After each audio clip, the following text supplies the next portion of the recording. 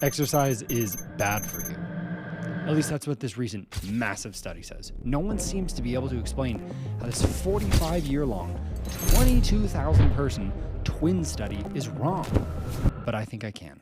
As a warning though, what I thought was just gonna be a quick little video about an interesting study ended up taking me down a rabbit hole that I still don't think I'm all the way through. It's not just the studies and the doctors and the scientists behind these studies. This is a really interesting topic, isn't it? This idea that weight loss is a good thing. Most of the evidence out there shows that weight loss is actually not good for our health. It's the brainwashing from nearly every creator in the space and what they're doing that's making these things even worse. The good news is that although this headline sounds insane, and it is insane, there is actually something fantastic hidden in here, despite the massive amount of backlash it's been getting. Let me explain. What this study says about exercise and longevity is that people who exercise regularly, on average, only live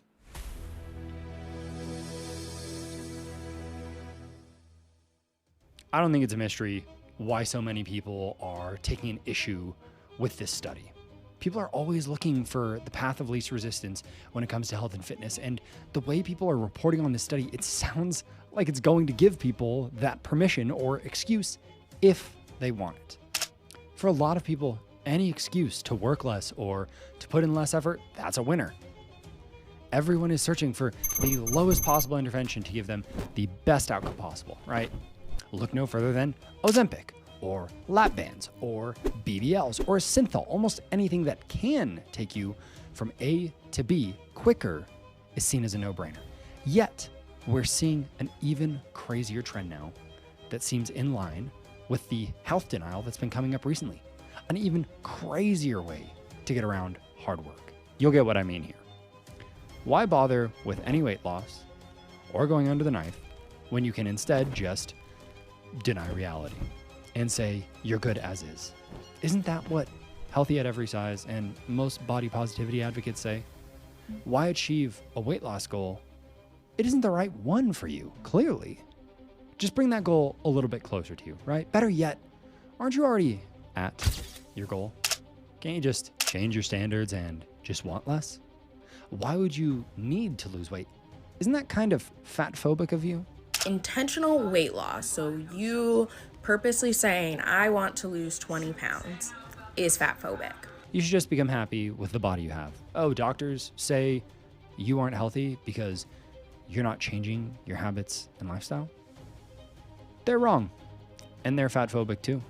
Show me a doctor who isn't fat phobic and I will be shocked. Here's the new science, the science that people are rightly disputing, seemingly to no benefit. The science that says obese people are actually healthier than skinny people. We have a doctor that's telling the nation today that actually you don't need to lose weight and you can be healthy. Now that really concerns me because of all the obvious things that we know. Seriously, this has gotten so out of hand that we're now at a point where doctors are just submitting to these claims that their patients are making. And believe me, we will be talking about fat positivity doctors. I digress. People don't like hard work, and all the people in my industry are losing their mind thinking that this study is going to give more people license to just be lazier, less healthy, give up, and die sooner. There are many people that are one slight nudge away from going down a path that they may never come back from. That is very concerning and a very likely possibility. So what does this study really say? Is it as bad as all the media attention has made it seem? Can we really trust these studies when doctors have shown that they can be bought or bullied into changing their mind? And of course, the main point, how many years can you actually extend your life with exercise? That is what we're going to be covering today, guys. Kind of going broad with this, but I promise they're all connected.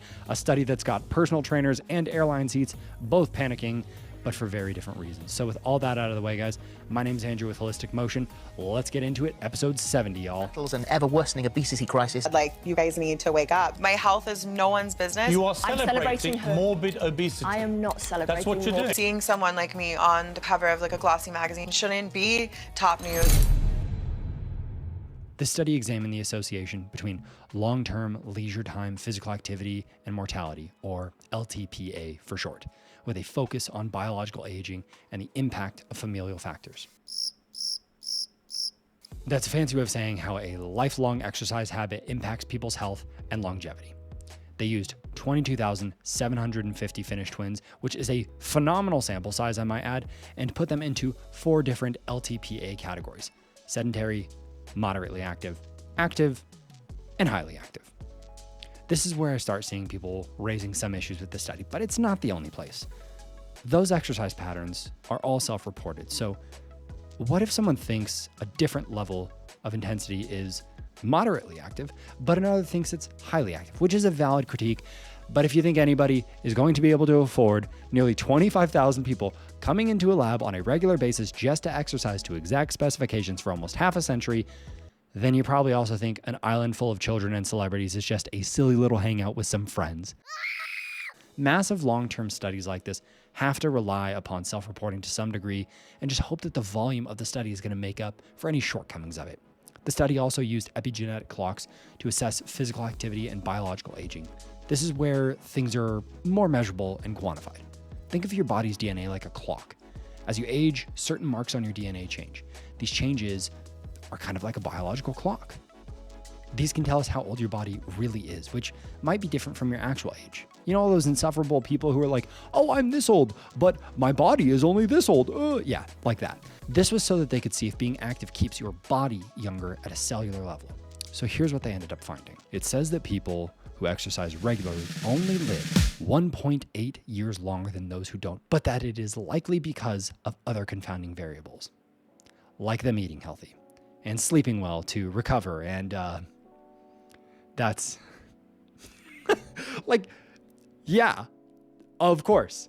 I think it would be nice to have a single trigger that we can pull that's going to improve everything in our life and improve our longevity. And maybe there is, but just because it isn't only exercising that's improving these factors doesn't mean we can't take a more, dare I say, holistic view or approach of things. This is like saying a car doesn't get you from point A to point B. It's just hundreds of years of engineering and science and several things being combined together. Stupid, right? Let's consider the inverse of that. Yes, smoking is bad and can kill you, but there are so many confounding factors that compound those effects. According to the CDC, 95% of alcoholics are smokers. Only 30% of smokers don't drink. Who are the most likely smokers? People in mining, accommodation, food services, construction industries, jobs that are of course known for their fantastic health. We also add bad sleep, bad air quality, harsh working conditions and hours. Guess what that usually leads to? Oh, poor diets and excessive stimulant usage. Then, in an ultimate twist of irony, the CDC also found that only 33% of smokers are exercising at least 3 times a week, which, even on the better end, is 25% less than non-smokers. So by that logic, yeah, smoking might kill you, but it's mostly all that other shit that it's associated with, right? But remember, I said there was more to this study than it seemed? It wasn't just as simple as that 1.8 years. And why would it be, right?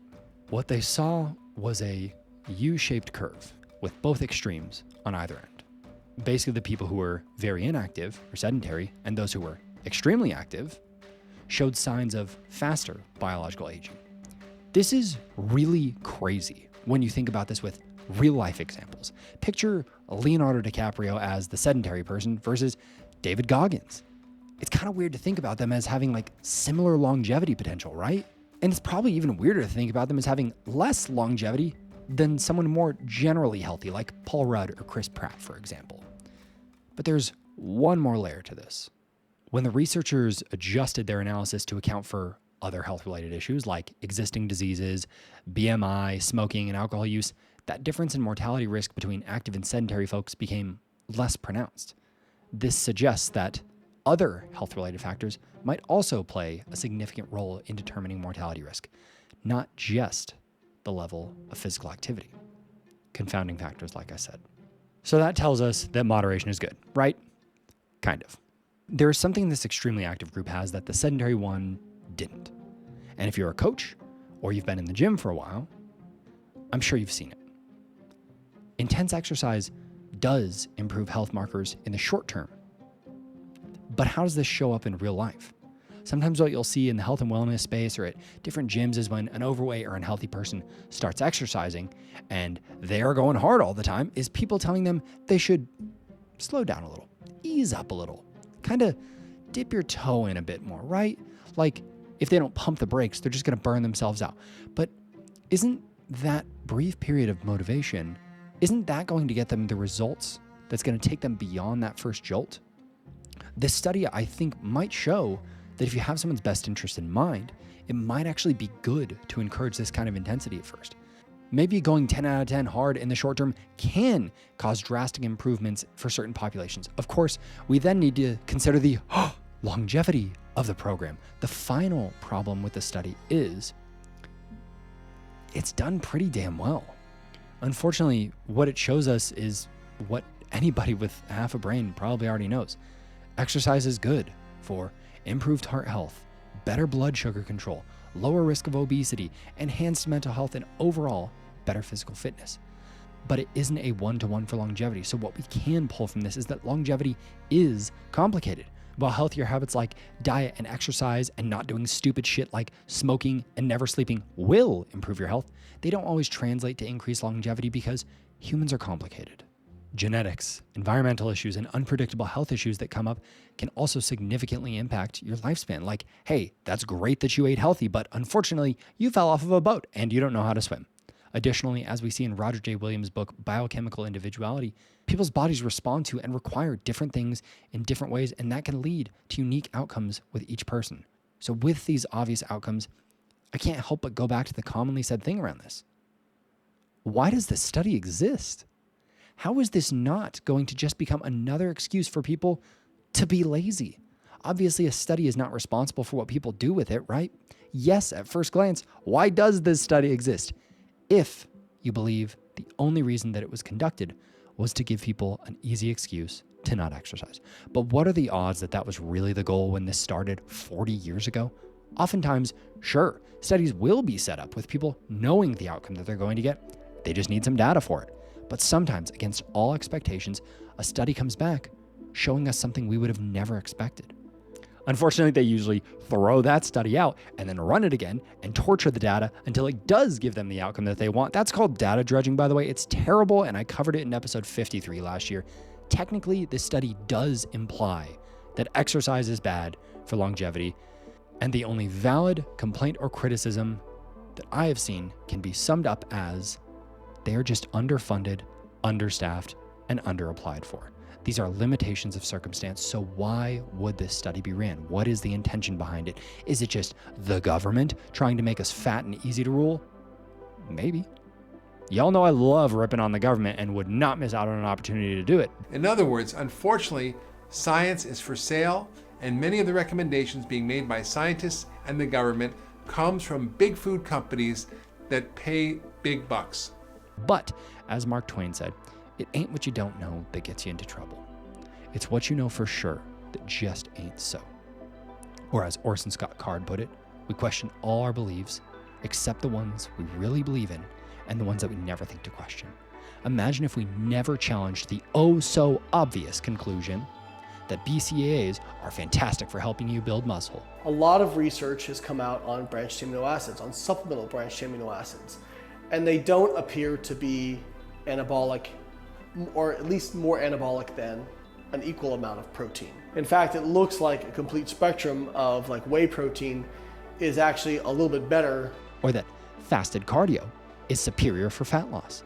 But there are studies show that when you exercise fasted, you do burn a greater percentage of the calories from fat compared to carbohydrate, which you burn a greater percentage of calories from if you're fed before you go into exercise. However, when you look at the data on actual fat loss, where calories are equated and they do fasted exercise versus non-fasted, you don't see a difference. Or that dietary fat is inherently bad for you and it is more lipogenic than sugar is.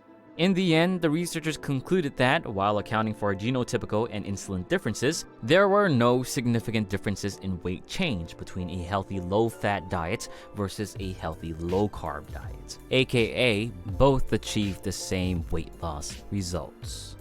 And don't you dare go to the comments with some 2-week-long study, because I swear to God, I don't think there's a single person watching this who would say exercise is bad for you. But just 10 years ago, we knew that your knees should never go over your toes in a squat or a lunge, and your hips should never break parallel in a squat, and you shouldn't touch the bar to your chest when you're benching. Until studies were run to challenge those beliefs. We have to challenge what we absolutely know, even when it is so stupid, so obvious, when we know for sure what the outcome will be, because it just might not be so. And that's all we need to say. This video can definitely end here. There's no need to look down and see how much time is left on the podcast. Definitely no reason. I once saw a comment on a video of an overweight person that said, the 400 over 40 club, population none. It was said as a way to say that fat positivity activists almost never make it past age 40, at least when they weigh enough. And those that do usually end up taking some serious steps toward weight loss very quickly right before. Not all of these people are over 400 pounds, but Taylor Lejeune, 33, heart attack. Dr. Kat Pauzet, a fat studies professor, died at 42 in her sleep of undisclosed reasons. Jamie Lopez, a U.S. reality TV star, dead from heart complications at 37, and the saddest one on this list. Brittany Sauer, age 28, and nearly 500 pounds. Why is this one sad? Due to her weight, she had essentially been a prisoner in her own home for the last 2 years, a diabetic dealing with such severe cellulitis that it had caused a growth in her pelvis that weighed nearly 30 pounds, so out of shape that doing simple things like cutting her toenails required assistance, as it left her too breathless. You know, I had to have help trimming my toenails the other day because I felt so out of breath trying to lean over and do my toes. Seemingly coming to terms with where she had gotten to, she said, "I'm scared I'm going to end up in a bad place that my body can't recover from." To her 500,000 followers, "I want you to know that it's not worth it. Food isn't worth your life." And I'm hoping that it's not too late for me this time. This is someone being honest about their experience. Someone who seems to have broken the spell of the fat positive lie. Someone who's afraid. And afraid because she's realizing she might be too far gone. But still one of those people being honest about where this lifestyle gets you. And I want you to know that it's not worth it. Food's not worth your life. And I really hope that I can turn it around this time, because it's really scary how bad things can get. I can be a bit cold at times in regard to health, but not with people who just don't know. Is it wrong to make choices that harm you when all the people you are supposed to trust are telling you this is right? This is what you're supposed to be doing.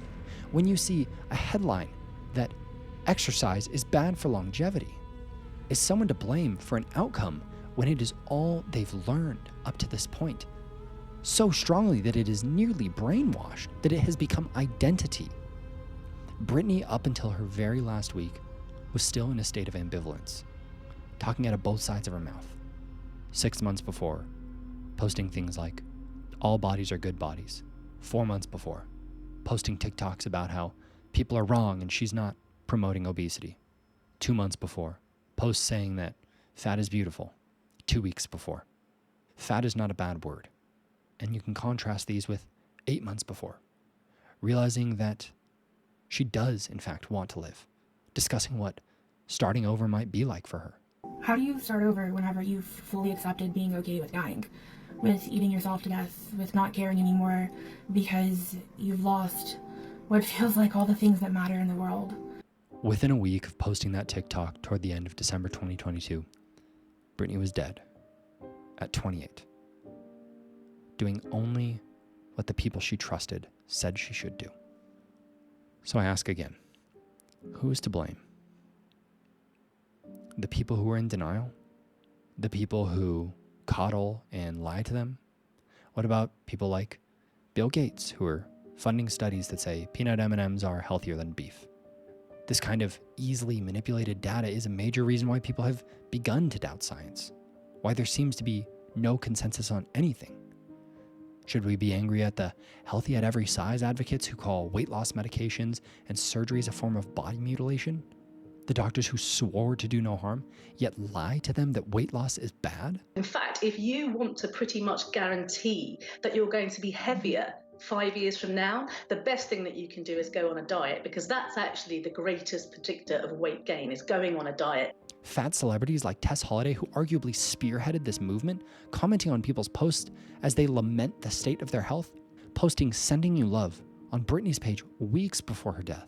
I'm gonna pull a bit of an inference from my own world on this one. Let's say I were in a situation where I was tired of going to the gym and that I was feeling like, man, I need to make a change. And maybe that change that I see is quitting the lifestyle that I'm living presently, for example. Then Lane Norton or Paul Chek or someone else that I really admire commented, "Sending you love" on my post. Because they are fitness people, I could infer that that means, no, keep lifting, continue on with this lifestyle that you and I have in common. What are the odds Britney saw that as encouragement to stay the course and change nothing? After all, the fat positive queen, Tess Holliday, is sending her love.